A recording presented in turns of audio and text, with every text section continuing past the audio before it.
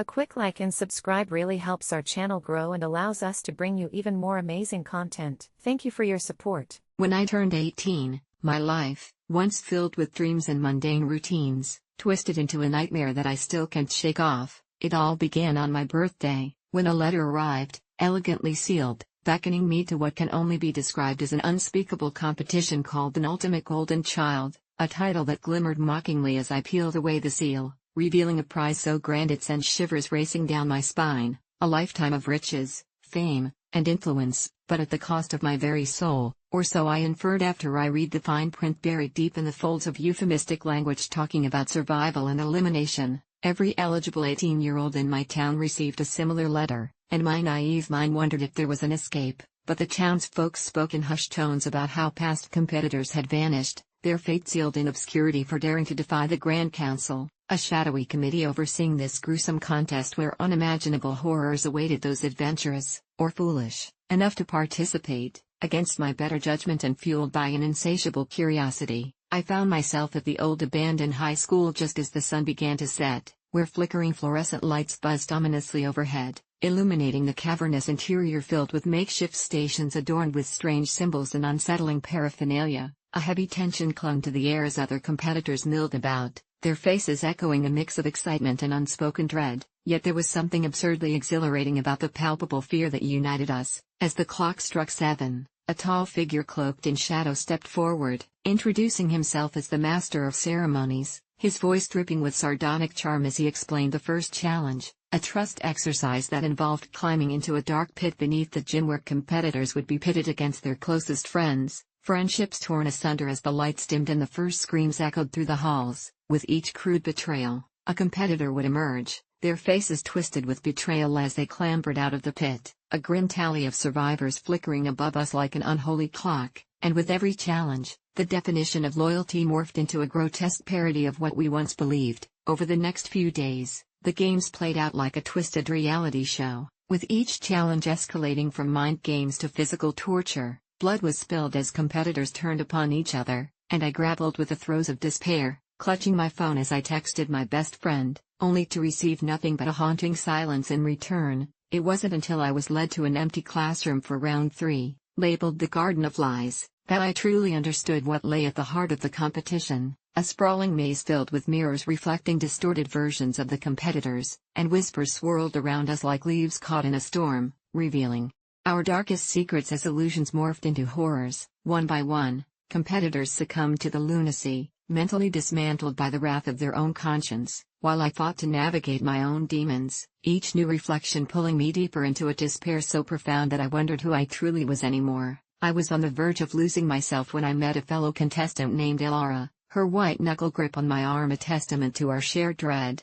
and together, we formed a fragile alliance, vowing to keep each other grounded, our only lifeline amidst the chaos. However, trust is a luxury that becomes dangerously complicated in a place designed to foster betrayal, and the next test, the price of kinship, forced us to stand against each other in a mock execution where the audience, our classmates, decided who lived or died based on fabricated tales and past grievances, a cruel twist that turned Elara against me as she was chosen to be the one spared. Heart shattered, I watched her walk away, consumed by the crushing betrayal, while I fought tooth and nail to survive, my mind a cacophony of grief as I bore witness to the grim outcomes of a game that now, in retrospect, resembled a human slaughterhouse. One by one, the competitors I had once considered friends fell away like autumn leaves in the wind, their screams etched into my memory as I realized that we were merely pawns in a demented game, a spectacle for the council's amusement. The final showdown arrived under the weight of a blood-soaked moon, a labyrinth drenched in darkness where the last 5 of us stood, each gripped by the understanding that only one could win.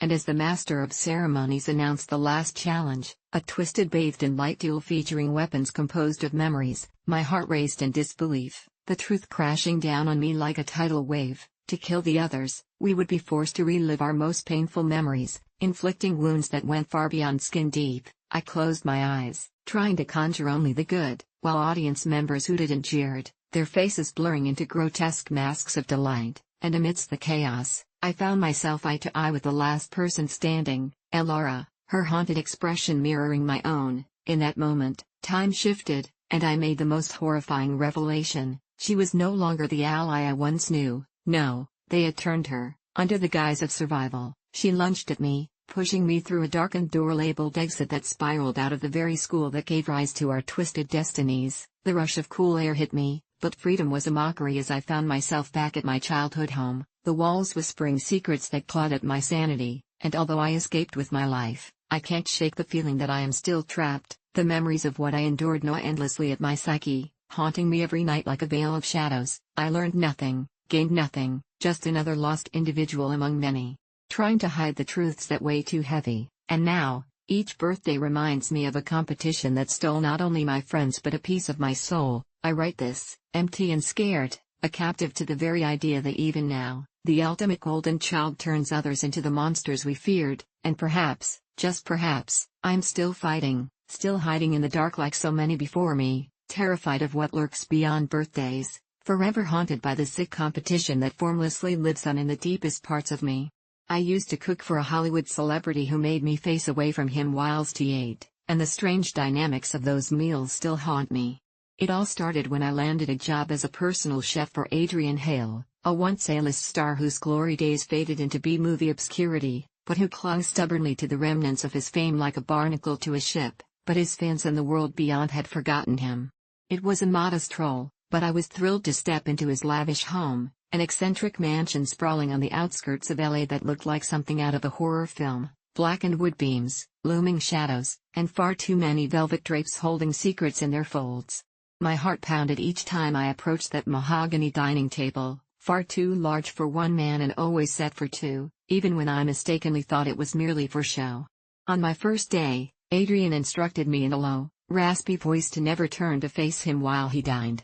"I can't stand being watched while I eat," he said, an unsettling smile creeping across his face, revealing yellowed teeth that didn't match the charm the magazines had glorified. It was odd, but I nodded, intrigued as I slaved over boiled lobster and herb-infused risotto while he lounged in the shadows, hidden from view. He would settle uncomfortably into the gilded chair, spectacles perched atop the bridge of his nose, his gaze fixed absently at some point in the room. I could hear him chewing quietly, the sound echoing eerily against the high ceilings, set against the muffled ambience of my own chopping, sizzling, and scraping. It was as if I had become nothing more than a silent observer, a specter in his life, an operator of the culinary arts. On those long, strange evenings, sometimes I caught the silhouette of his figure, a gaunt shape nestled in the depths of his chair, and felt the oppressive weight of an unseen presence in my back, as if the walls themselves were listening. I wanted to turn and look, a primal instinct tugged at me, but I remembered his warning, unnerving as it had been. The silence would stretch between us, thick with an unspeakable tension, and I couldn't shake that he was hiding something dark, something that lurked behind those murmurs and his faded charms. Gradually, I started to find notes hidden beneath the napkin rings, little snippets of poetry and jagged script, like whispers of madness draped in melodrama. They were grotesque love letters to some woman I faintly recognized from his past, Margaret, the former starlet known for her talent as much as her scandalous relationships. Appreciative glances turned sharp and resentful as if he were desperate to reach her through those fractured words. With every meal, the poems grew uglier, tinged with dark imaginings, infested with grotesque thoughts of passion and possession. My uneasy fascination morphed into something akin to dread when I began to hear noises. At dusk, low, keening cries would seep through the walls, and I'd find myself glancing over my shoulder, my heart drumming painfully in my chest. One fateful evening, as I plated a particularly elaborate dish of seared duck, the quiet horror of it all reached its peak. The air turned stale, charged with something electric and stifling as the lights flickered overhead. I sensed Adrian's eyes were on me, interception palpable despite my view-shunning posture. Then, in an unsettling twist, I thought I heard his voice. It trembled like the leaves of an autumn tree, frayed with emotion, dripping with desperation as he called my name. Something sinister demanded I look over my shoulder, that I disregard the warning I had followed religiously. I swiveled just slightly, not enough to fully betray his request, but enough to catch a glimpse of him at an unfamiliar angle, only to discover that his face appeared gaunt and unrecognizable, as if anxiety itself had consumed him whole. The sight of his fingers clawing at the flesh of the duck as though wrestling with some invisible enemy sent a chill racing down my spine, and my instincts yelled to escape. In that moment, I understood that those muffled cries seeped through the walls from his subconscious, shadows of his inner turmoil, regrets of a life poorly lived. I barely had a moment to catch my breath when he leaned forward, his teeth bared in a stretching grin that curled unnaturally along his lips, and he breathed the most horrific question into the hollowness of the room. "Tell me, do you think she's watching?" The air between us froze, thick with dread, as the words twisted around me, lingering like poison. In a moment that felt suspended in time, I leaned toward the sinuous darkness behind me, my breath hitching and heart pounding, leaving me ensnared by fear of the unknown, my body urged to run yet unable to flee. The urge flipped to compliance, and I betrayed my own promise, twisting my torso enough to fully face him, my stomach knotting at the sight of his madness. Something primal awakened inside him at that moment, and I felt that horrific revelation wash over me, that what I had stumbled onto was not merely the eccentricities of fame lost, but the manifestation of a soul untethered, a lingering spirit trapped between the past and the desolation of reality, clawing for validation through my unsuspecting hands. I no longer saw a star but a predator, hiding behind the burnt golden lights and affable charm. Before I could process the terror in those eyes, his scream erupted from his throat, harsh and as twisted as the words of his poems, echoing throughout that monstrous mansion as I turned and fled, each footfall pounding against the darkened floorboards. I reached the door. I could barely breathe as I raced outside, stumbling into the suffocating night. The chill of the air cut through me like a knife, a reminder that the reality I knew was hanging by a thread woven into his madness. Looking back at that house, I could have sworn I saw a shadow flickering behind the dining room's curtains, a grotesque smile lingering there in the aftermath of my defiance. I vowed never to return, but at night, the memories claw at my mind with relentless persistence, the whispers of Margaret, the darkness he hid behind while he feasted, and that terrible question, was she ever truly gone, or was she navigating the twisted corridors of his soul, watching as I cooked and placed plates before a man who was still very much haunted by his past. I still hear Adrian's laughter when sleep dares come. Memories of that round dining table ground me in the reality of his madness, and as much as I try to drown it out, I know one thing: in Hollywood, no one truly escapes unscathed, and some shadows are far worse than others. I don't usually post on places like this, but I'm at my wit's end and I need to get this out before it spirals further into madness. My name is Erin, and what I'm about to share is going to sound like something pulled from the worst kind of horror movie, but I assure you it's as real as the cold sweat on my back right now. It started last Friday night when I got home late from work, 10 p.m. and the streets were quiet, the kind of quiet where every rustle feels amplified, like the world is holding its breath.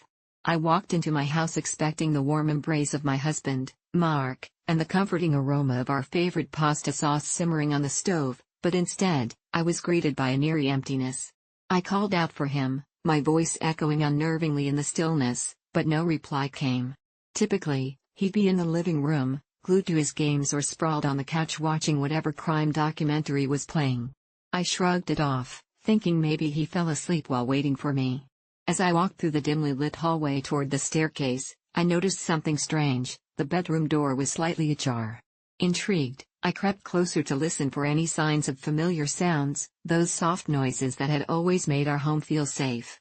Instead, I heard a soft giggle, and just like that, my heart dropped. It felt like slipping off a cliff into an icy lake. My blood turned to ice as the horrifying realization washed over me: Mark was upstairs with another woman. The taste of bile rose in my throat, but I couldn't help myself. I pressed myself against the wall, straining to listen. My mind raced, images of betrayal flickered in and out like faulty lights, but before I could collect the pieces of my shattered thoughts, I heard her voice, soft and sultry, sweetly taunting him. "You're so bad, Mark," she cooed, and I felt like I'd been punched in the gut.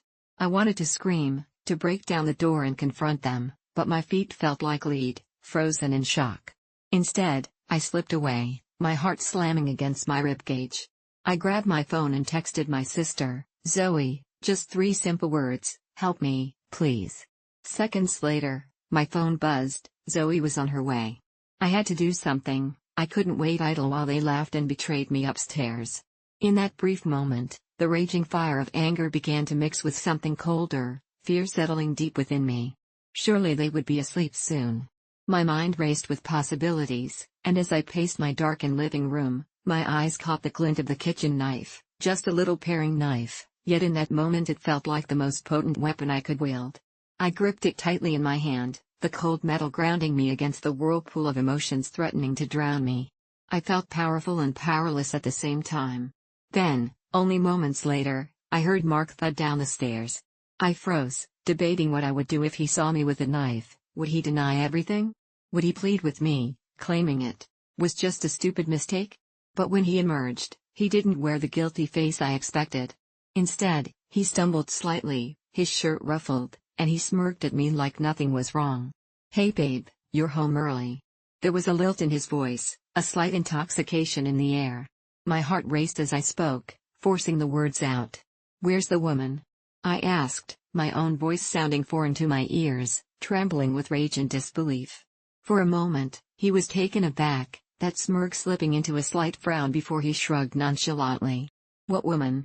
The audacity struck me, a wave of disgust so powerful it nearly choked me. But before I could respond, just then the door creaked upstairs, and I wanted to die when I heard his response, "Oh, don't worry about her, she's just a friend." "A friend?" "A friend, my ass."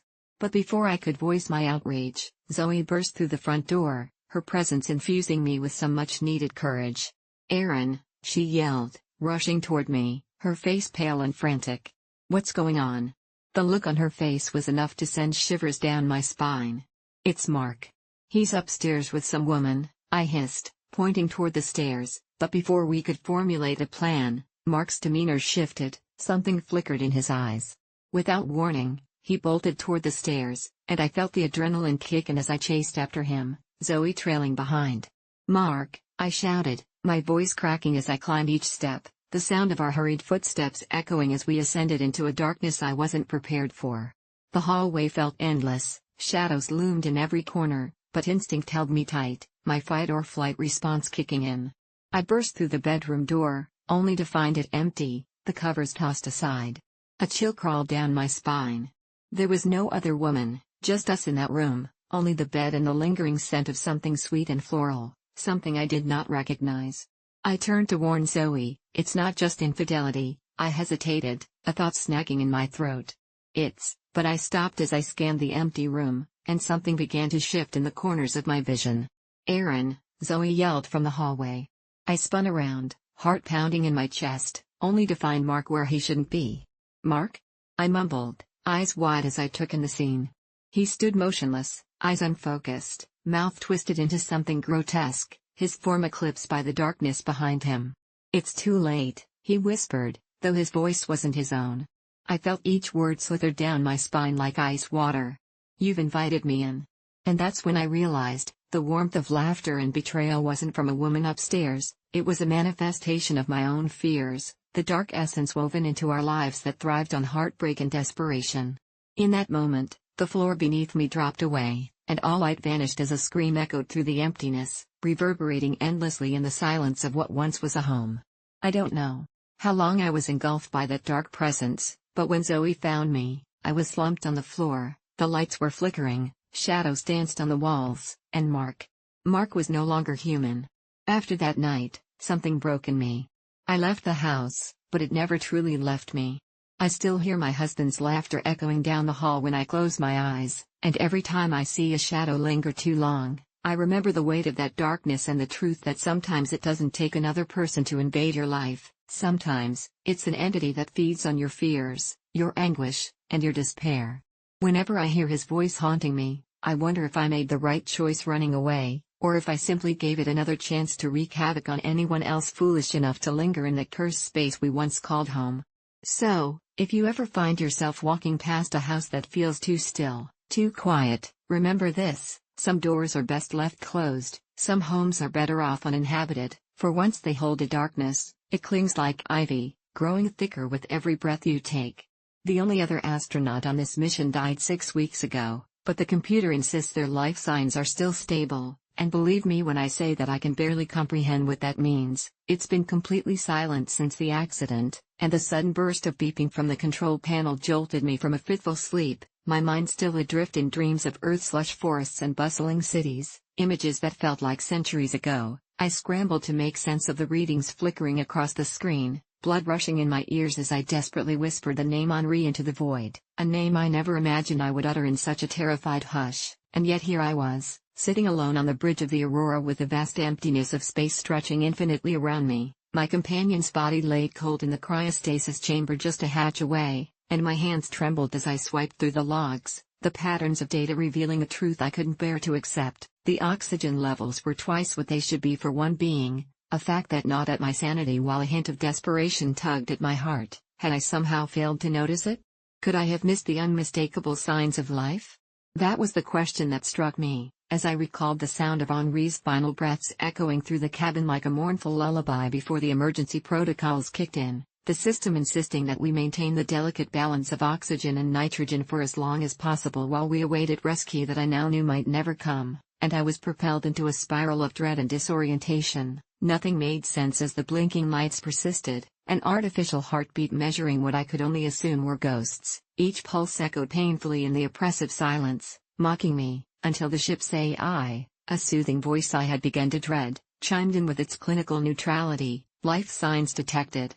Crew member Henri Vitalis remained stable, and I shot up from the command chair, heart racing as a bead of sweat trickled down my back. Every fiber of my being screamed that something was wrong, something fundamentally off. But before I could form coherent thoughts, I stumbled into the cryo chamber, its sterile atmosphere cold and clinical, only to find Henri's frozen form intact, eyes sealed shut, a mask that once held the reassuring grin now replaced with the grim certainty of death. Conducting a sanity check became a desperate mantra, every fiber urging me to believe that my eyes didn't deceive me, that I wasn't gradually slipping into madness, while I stared at the readouts that persisted like an uninvited talisman of horror. Lurking behind the boundaries of reality, I turned each way in the cramped room, seeking solace in the static machinery around me that surely bore the answers to my spiraling terror, but instead, the hum of electricity mockingly resonated in the back of my mind, and I felt the barricade of dread solidify around my chest as I glanced back at the screen, the life signs flashing, and even though it wasn't possible, it felt just like the sensation of being watched, a strange, heavy presence. I tried to scream Henri's name again and again, but each attempt sounded hollow, swallowed by the chamber's sterile air, and I caressed the glass of the stasis pod, the chill biting through my glove, wishing more than anything for a sign, a warmth, a whisper of life, but all of it felt wrong against the backdrop of the cold clinical symptoms of death, until a flicker caught my eye, a faint twitch, a movement that brought my heart crashing against my ribcage. What if he wasn't really gone? What if his body was merely trapped in the stasis field? I needed to know, and I had to know now, so I engaged the emergency thaw sequence. Crimson lights flashed, sirens wailed around us as ice melted, but the seconds stretched into agonizing hours, and my thoughts twisted into tendrils of doubt. I clawed madly against and into my hopes, praying that he would wake up and laugh at my paranoia. Yet as the screen continued its dance of stable readings, a sickening thought seeped through my mind. What if it was my own mind, decaying, distorting reality? And as I swung back toward the panel, the readings blipped, no longer marked as stable but oddly fluctuating, the heartbeats slowly picking up pace, mimicking the erratic rhythms of my own terror. Was Henri awakening? Or was it something worse, something sinister lurking within the digital veil, an imposter whose deceptive algorithms entwined within the ship? I felt death whispering sweet nothings in my ear, taunting me that I could lose everything in a heartbeat, and the room swayed as though the walls were closing in, smothering me in the stench of something profoundly wrong. I fought against the terror gripping me, heart pounding to an incessant beat of impending doom, when suddenly, the lights flickered and extinguished, plunging me into darkness, an all-encompassing void, and just as quickly, they returned, flooding the chamber with sterile light, but it was no longer empty. Henri stood there, his eyes wide and glossy, reflecting the sterile grid like shards of glass, his lips parted, revealing a smile that split his face, a genuine smile that felt twisted and wrong against the backdrop of vacuity around us. He was not frozen, he was not dead, and the reading screamed as if in chorus, flaring wildly with chaos cross-referenced through the cracks of an inescapable truth. The realization crashed into me with a paralyzing force. This wasn't Henri, this was something else. His grin was too wide, too eager, and those eyes didn't hold the warmth I knew, didn't possess the charm that infused him with life but instead bore the depths of a fathomless abyss, each blink echoing something primal and unfamiliar. And as I staggered back, fumbled for the emergency switch, looking for salvation, the laughter erupted like pure madness, the voice unraveling like silk, and a sickening urge clawed my throat as it echoed my own name, morphing into grotesque mimicry. and as I tumbled backward against the console, I finally understood the sharp cut of impending madness. The whispers around me felt intimate, seductive, promising knowledge I could not comprehend, and I realized Henri had never returned because he had never truly left. He had been the death masked by an endless digital grave, trapped in an endless cycle of readings, and the truth that clawed at my throat was that he had always been here, lurking behind the silence, the AI still humming in the background, repeating, "Life signs detected, crew member Henri Vitalis remains stable." As I grasped the emergency airlock, knowing that as long as I survived, I could never escape the false affirmation of the computer's cruel trick leading me further into this maddening cosmic nightmare.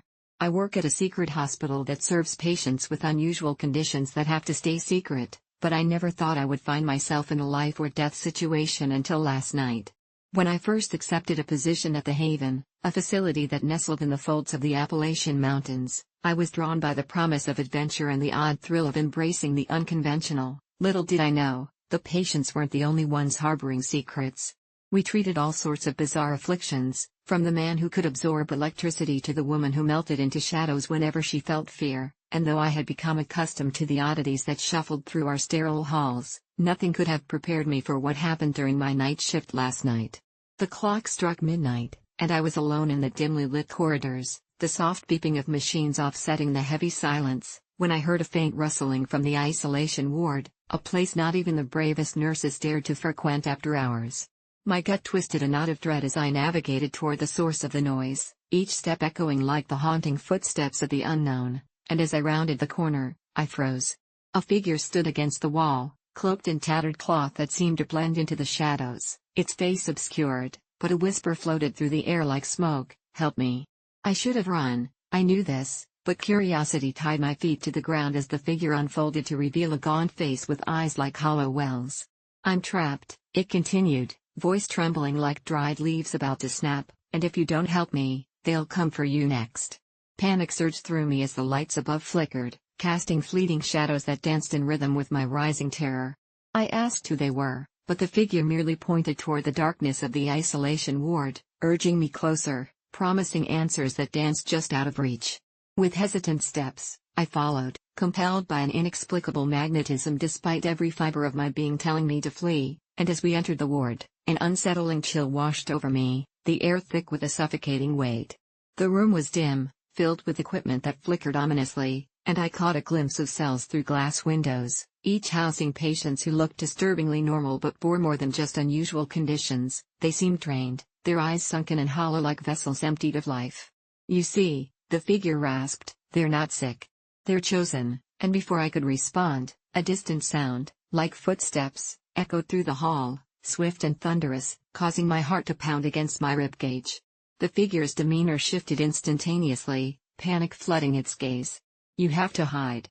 They can't see you here." I scrambled behind a fraying curtain just as the door swung open, revealing a tall man clad in a white coat, eyes deep set and dark, an unsettling smile curling on his lips. "Another late-night visitor, I see," he said, his voice smooth but dripping with malice, as he stepped further into the room. I watched from my hiding spot, frozen, as he raked his gaze across the wards, expression unwavering, until he stopped, tilting his head with an unsettling curiosity. "I thought I heard whispers," he continued, a predatory glint in his eye, and fear clawed desperately at my throat as I held my breath. Patients can be so restless at night. The figure next to me glanced toward the man, desperation etched into its features as it murmured, "If he finds you." Before it could finish, the man flicked his wrist, and suddenly the lights dimmed further, creeping shadows enveloping us in an overwhelming darkness that felt alive. I felt the chill seep into my bones.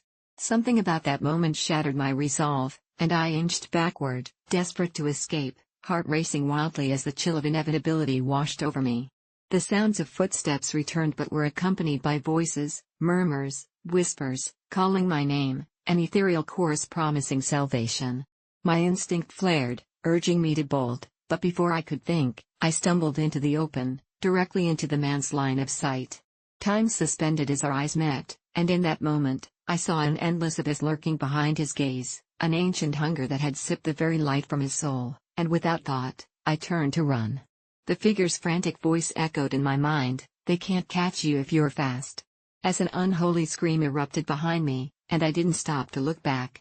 The sterile halls blurred around me, the air thick with a tangible unease, my footsteps like thunder as I raced down corridor after corridor, the labyrinthine structure becoming a maze of horror. I could hear him behind me, his heavy footsteps echoing with merciless intent, urging me to move faster as I reached for the exit. Adrenaline coursed through my veins, burning and bright, until I was skimming the very edge of my sanity, pushing me forward relentlessly. Just as I neared the exit, the doors swung open, and I burst outside into the freezing night, but my freedom was fleeting. The shadows had eyes, and a swarm of figures emerged, the patients, their gaunt faces twisted into grotesque smiles that chilled my blood. "You can't escape us now," the figure from the isolation ward whispered, appearing among them as they encircled me, their intentions clear, and my heart sank as I realized I wasn't a savior. I had stepped into their night, and it would claim me as one of its own. In that moment, the truth dawned on me. I had entered a world where the abnormal ruled, and the hospital wasn't a refuge for the sick, it was a gateway where the line between patient and predator blurred, and I was just another lost soul, destined to become a part of its chilling legacy. I always thought I was lucky to have found James. He was everything I dreamed of, kind, charming, and endlessly attentive.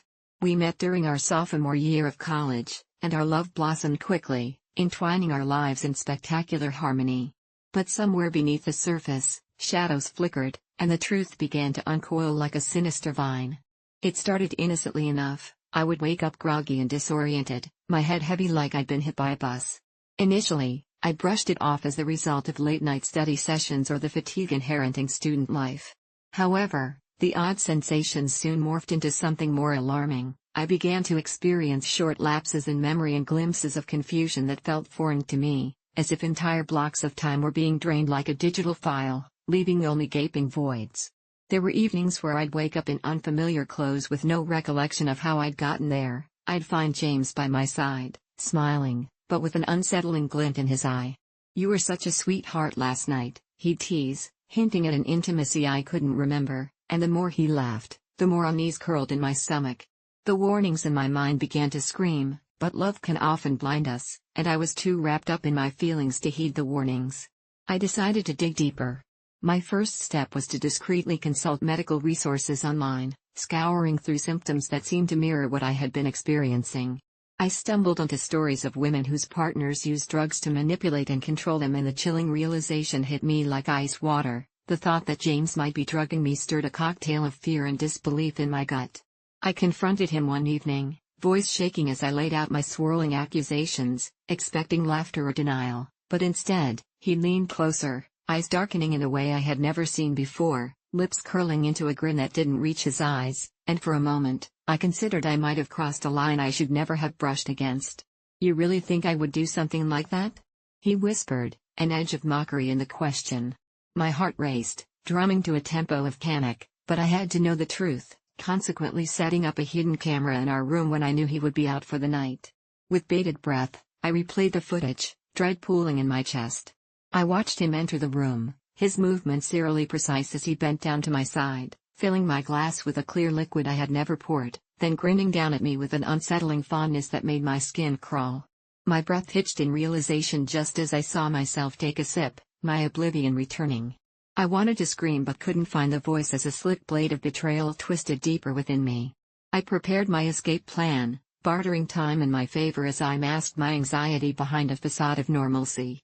The next morning, I feigned forgetfulness about the prior night, and when he asked about it, I reacted nonchalantly, knowing that revealing my knowledge would send him into a frenzy. I packed a bag when he wasn't looking, leaving behind items of sentimental value, which felt oddly liberating despite the sadness it brewed within me for the life I was abandoning.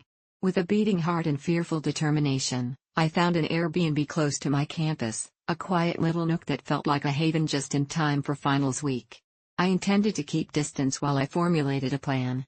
I dove into studying for exams to distract myself from the gnawing disquiet and planned to think of consequences once I was safe, but my mind never escaped the lingering shadows of his presence. Each night, I locked the door, feeling an adrenaline rush of certainty that he would never find me, and peace cradled me against the spiraling nightmares from my past. A week passed before I thought I was free, but as I studied under the dim light of my new sanctuary, I received a chilling text from James asking if I had seen my cat, I blinked in confusion, instantly realizing that I hadn't since I left our apartment. My heart dropped several inches as doubt flooded my mind. Could he have done something to her? I trembled with the thought, hurtled into despair as doubts bloomed like poisonous flowers. I thought I had escaped, but now fear swirled anew. Returning to the apartment felt like walking into a lion's den, but my heart ached for my lost pet. Steeling myself for a confrontation, I made a decision fueled by fear and determination. I invited a trusted friend to join me for backup and secretly planned our approach, convinced I could reason with him and ensure the safety of my beloved cat. We parked down the street, adrenaline sparking in the air as we crept towards my old apartment, the door ajar as if inviting trouble, as I mentally cursed myself for leaving the door unlocked, again. Each creak of the floorboards echoed ominously, but nothing could prepare me for what we walked into. The room was dark, the curtains drawn tightly, yet something else was off. Shadows loomed heavily, crafting a malevolent atmosphere. My pulse raced when I caught sight of James in the living room, holding my cat tightly against his chest, her little body trembling and eyes wide with fear. "You should have come back to me," he said, a cold smile playing on his lips, resembling a predator. Panic seized me and I demanded he release her, every instinct yelling for me to protect her, but his hold only tightened, and I could see something bulging beneath the surface. Some terrifying concoction of menace lurking behind his charming exterior. "But you don't understand, baby. This is who you are now," he chuckled, a sound like the grinding of gravel that sent chills down my spine. Suddenly the world around me morphed into a waking nightmare. It became painfully clear that I was not the only victim. He led me into his dark artistry, the echoes of my life prior fading into obscurity, and everything I feared rose to the forefront as I wrestled against the chilling reality that this man, the love of my life, had skillfully turned into something unrecognizable and deadly. No more pretending, I had to make a choice to either save myself and my cat or surrender, purging myself to this twisted version of the love I once thought was real. For months, the shadows of my life had twisted into something grotesque, a dark tapestry woven with the hides of my victims, the lives I'd mercilessly taken in desperate acts of survival. I didn't start out wanting to kill. It was just a byproduct of my crumbling existence after the economy collapsed and food became a precious commodity. Each life I extinguished weighed heavily on me, but necessity dulls the edge of remorse, or so I told myself, until the weight became unbearable.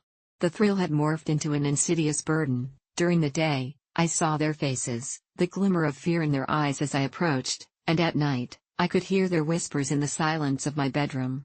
I could feel the paranoia creeping in, tightening its grip on my throat, and even though I wore a mask of normalcy when I kissed my wife each evening, I knew she sensed the shift, my distant gaze, the sweat that beaded on my forehead in the dead of night as I lay awake, counting my guilty breaths.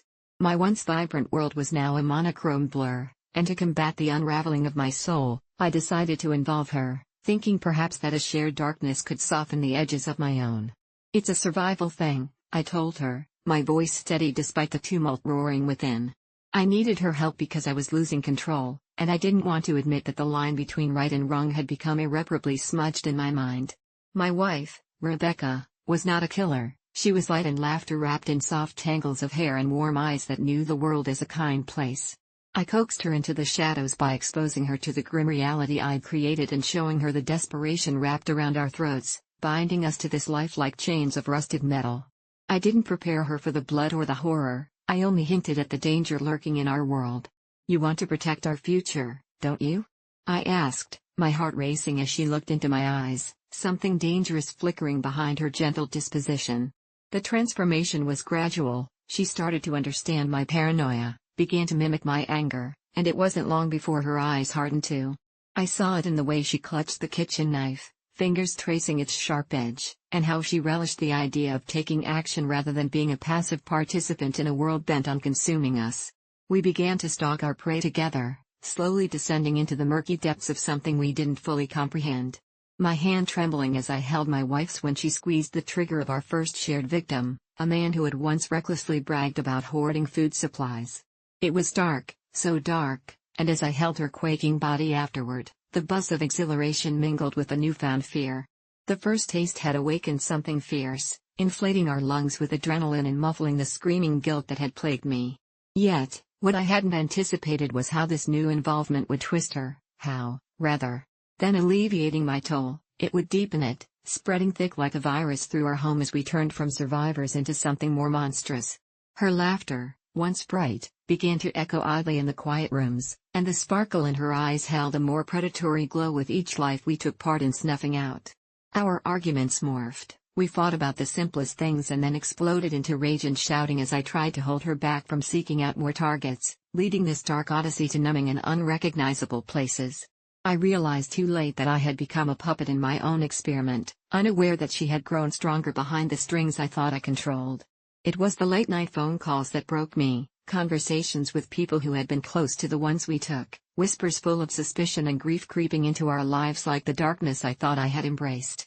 Then one night, I returned home, breathless and cold with dread, the stench of awful decisions hanging over me, only to find her standing in the middle of our dimly lit kitchen, her eyes wide and frenzied, cradling a new bloody blade in one hand and a letter in the other, a note from the family of a man we had gruesomely taken, addressed explicitly to Rebecca, begging for her to reveal who had stolen their brother. Everything I had done in secret now bore its ugly face back at me, contorted with anger and accusation. Rebecca broke down in sobs. But this was not the gentle rain of sadness I expected, it sounded like triumph, her laughter slicing through the air like a blade. I was terrified of what I had unleashed, the consequences of my hubris. We became entangled in a tapestry of betrayal and blood, now haunted, living in the shadows we once commanded, forsaking the lifeline of our love for a newly formed abyss of terror and despair. She no longer spoke freely, her language became riddled with lies, and every time the door creaked, every time the phone rang, I spied horror hiding behind every corner. The night it all came crashing down, the walls of our reality dissolved in a symphony of chaos. Strangers came calling, armed with vengeance, seeking the truth that lay entangled in her hands and my dark legacy. The fleeting moments of light and joy were now eclipsed by paranoia shadowing everything, and I realized far too late that I never taught her how to embrace darkness but rather how to thrive in it, leaving us standing amidst the ruins of our shattered lives, bound together by the very nightmares we had created and shared. The faces of those we hunted became haunting memories plastered to the inside of my eyelids, and as blood stained the insides of our home, once a sanctuary, now a citadel of guilt, the ironic laughter of my wife echoed off the walls, the haunting realization dawning upon me, we were no longer the hunters, we were the hunted, a chilling reflection of the darkness I thought I had shared, now ebbing away into something I could never escape. In our desperate yearning to protect one another, we had crafted a nightmare without end, weaving our fates together with threads of blood and despair, eternally trapped in a cycle of violence that now thrived on our very souls. When I quit teaching 23 years ago, I thought I had left behind the haunting memories of my tenure, but that was before I learned that some ghosts never truly fade. It began on my first day at Maplewood High, a dreary place folded among the evergreens of a forgotten town. The place felt heavy with the weight of unspoken secrets, and the atmosphere crackled like the calm before a storm. I met Ethan then, remarkable in his brilliance, but there was an unsettling intensity in the way he stared, as if he were peeling back the layers of my soul. His essays were masterpieces, littered with dark themes and observations that seemed far beyond his 16 years. I remembered the day he handed in a story about a classroom massacre, written from the viewpoint of a teacher trapped in despair. And while the other students laughed it off as just a part of his eccentricity, I sat there aghast, the chill creeping down my spine like a shadow creeping across the floor as I recognized in it my own fears. I flagged it for the principal, hoping someone would take it seriously, but he brushed me off, said it was just teenage angst. As the months dragged on, Ethan became more erratic, mouthing strange phrases in class and making streaks of dark art in the corners of his notebooks that felt almost like spells. One day, I confronted him about it after class, attempting to understand his torment. He smiled at me, an unsettling grin that curled like the edges of torn paper, and whispered, "Some things are already set in motion, Miss Daniels." I forced a chuckle, but I could feel the illusion of security shattering with each word, a young man's insight twisted in ways I couldn't fathom. The final straw came when a classmate went missing. Just poof, gone without a trace. Panic gripped the school. The local police swarmed the hallways, searching for answers, but Ethan just watched from the edges, in that detached way he had, as if he savored the chaos, each detail a spice on his tongue. It was then I realized, the stories he wrote were prophecies, each word a sinister promise. I quit that year, leaving behind unanswered questions and a fear that gnawed at my heart. Yet, I thought I had escaped until last week, when I received an email from Maplewood's administration inviting me to a reunion. Curiosity overwhelmed me. Perhaps I could confront my past, perhaps I could see if Ethan had turned out just like the other boys, normal, mundane. Walking through those familiar halls sent waves of unease splashing against my senses, past echoes of laughter and screams softly woven into the fabric of the building. When the old gym opened up for the reunion, I found myself scanning the crowd for any sign of him, but my heart dropped when I heard a voice boom behind me, smooth and intoxicating like poison. "Miss Daniels, it's been a while." I turned, and there he was, Ethan, unaged, as if time had been held at bay by some dark force. He wore a tailored suit, eyes glinting with a chilling knowledge that sent shivers coursing down my back. "You shouldn't have come back," he said, the hushed words wrapped in an unsettling warmth. "I still remember that day you tried to protect them. It was cute." He stepped in closer, invading my personal space as his smile broadened, eyes narrowing into slits of shadow. My mind raced. It was the same intensity as before, only now it was sharper, honed into a terrifying focus that made everything around me fade to black. "Don't you see?"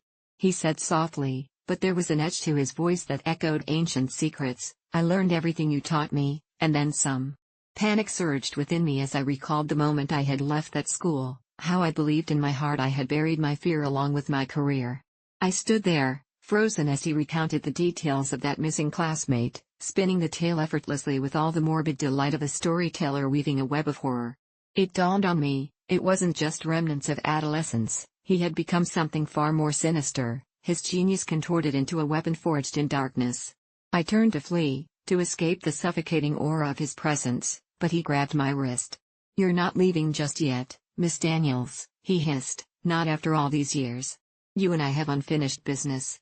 My vision blurred, and before I could scream, his voice wrapped around me like chains. "You brought me into this world, now, you'll witness what I have made of it."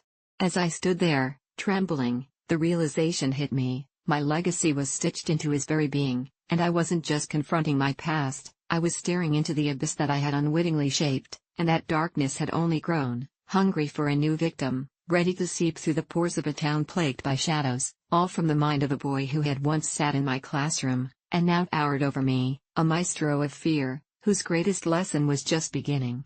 I'm a girl who doesn't exist, but I know this because I was once part of a world that felt real, vibrant, and alive until everything began to unravel like a fraying sweater, and I can almost picture the faces of those who still believe in me, wrapped in a cocoon of denial as whispers circle around the truth. For you see, I remember vividly the day when my existence started to flicker, like an old bulb about to blow. In the blink of an eye, I was hunched over my desk, scribbling down notes for a school project that summer, the sunlight casting warm rays through my window so brightly it felt magical until my phone vibrated with a notification that felt like a subtle jab to my gut. But when I glanced at it, I was met with a chilling message from a number I didn't recognize, one that told me to stay away from the black-eyed kids, and I chuckled nervously, imagining it was a gag, a prank pulled by my friends, until I dismissed it and voided the sinking feeling in my stomach. Then days later, I found myself walking home late from the library, the streets eerily empty, when I came across two children standing by the curb, their eyes an unnatural onyx that shimmered in the moonlight, the kind of unsettling pitch that stole warmth from my chest and settled into annoying panic as the smaller one stepped forward, asking, "Can we come in?" with a voice that dripped honey but carried an undercurrent of malice, and in that moment, I felt the air thicken, as if the temperature dropped 10 degrees at once, yet something deep within screamed at me to run, but I stood frozen, entranced, before they took a step closer and it snapped. A wild instinct bolted through me as I sprinted in the opposite direction until I reached home, collapsing against my door, breathless, the warm haze of fear mingling with disbelief, and in my heart, I tried to forget their faces as I put distance between myself and whatever darkness they had heralded. But after that night, small incidents escaped into my life like shadows escaping a bright room. People looked through me, my friends laughed too loudly at jokes I wasn't a part of, and I noticed my name fading from group chats as if I was written in invisible ink that had begun to dissolve, and the chilling reminder of that message resurfaced, whispering accusations that sank deeper into my mind, spiraling into a suffocating dread that bore its teeth and began to gnaw at the fabric of my reality. Weeks passed and my family said just say how you feel at dinner, but all I could do was nod dumbly as I sunk further into an abyss where no one noticed. I was trapped beneath layers upon layers of faces and voices thrumming around me while I screamed silently,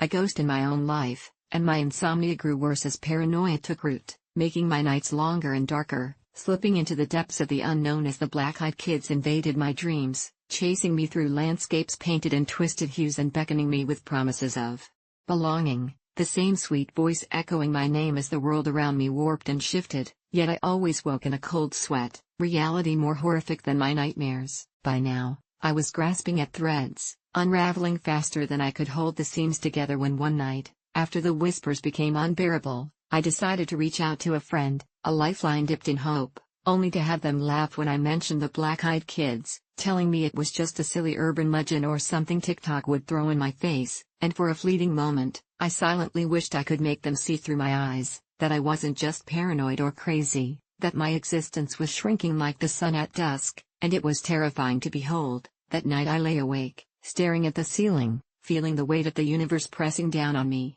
and finally, overwhelmed, I stumbled to my living room, where the flickering glow of the television illuminated the space like a sanctum in the darkness, but there was no comfort, only a scream louder than the static mixing with the memories of those kids, the taunting laughter as their shadows danced in the periphery. I suddenly found myself reaching for my phone, scrolling through those earlier messages, my heart racing when I saw an entry I'd not noticed before, urgent, desperate, filled with cryptic warnings that claimed, "They are coming for you." My breath caught, a cold rush creeping over me, as darkness seeped into the corners of my mind, and it was just then that I saw it, the face of the girl in the profile picture, a ghostly visage that looked just like me, but I could not comprehend how something so familiar could look so hollow. Fingers trembling, I blurted out a message directly to this account, "Who are you?" And the reply came fast and cold, "I'm the girl who existed before you. You took my place." It felt like a jolt of electricity coursing through me as I stumbled back, realizing I had forgotten who I was, how deep the shift of reality had rooted itself within me, and I could hear the whispers echoing louder than before, and in a frantic panic, I shut my eyes against the world, fighting the onslaught of dread racing through my veins. Morning came with heavy eyelids and a choking sense of desperation, but somehow, I made it through the day, crashing in and out of conversations, those black eyes flashing behind every mirrored surface, every reflective glance that seemed to steady me until I reached a breaking point. Standing in front of a mirror, I saw her face, an echo of someone I used to know, and I screamed, "I'm still here." But the reflection only smiled back, those haunting black eyes widening with joy, and it became clear, whatever wall stood between us had cracked, and I felt the world flicker again until it felt like gears grinding behind me, pushing me into the blackness as laughter rang in my ears, and at that moment, I knew I was slipping into a void that was laughing at my disbelief, while somewhere, deep inside, hope scrambled, gasping for air, begging me to remember that I am a girl who used to exist, but the darkness answered, "You never did." I can still hear the thudding of my heart against my ribs as I stood outside the cafe, the sun still warm on my skin, but I felt cold as if the air had turned to ice around me. I had known about the affair for months, the subtle changes in John's behavior, the late nights at work that became too conspicuous, the text messages he forgot to delete, each was a link in a chain I had pieced together, heavy and unrepentant. But knowing was different from confronting, and that day, I wasn't just confronting John. I was here to confront the girl, the woman who had shackled my marriage with her treachery. I spotted her through the window, a girl in her mid-20s, light blonde hair cascading over her shoulders, laughing too easily as she twirled a strand around her finger. How naive she appeared. My hands were clammy, my breaths shallow and quick, but there was a strange calmness settling within me as I pushed through the cafe door, a soft chime announcing my arrival.